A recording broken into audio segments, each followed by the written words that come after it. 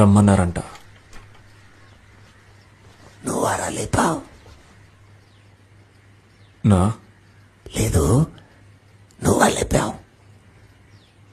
ఏమంటున్నారో అర్థం కావట్లేదన్నా. అవునవునవును, నీకు అర్థం కాదు. ఎలా వేసేసావురా? అన్నా నేనేమి రాయ్, దొరైన నువ్వేగా చంపావు. అన్నా నా పేరు కార్తవరాయన్. నాకిద్దరు తమ్ముళ్ళు, ఒక చెల్లి ఉంది. నేను అంజనాపురంలో ఒక ఫాస్ట్ ఫుడ్ సెంటర్ నడుపుతున్నాను. మీరు తప్పుడు మనిషిని తీసుకొచ్చారన్నా.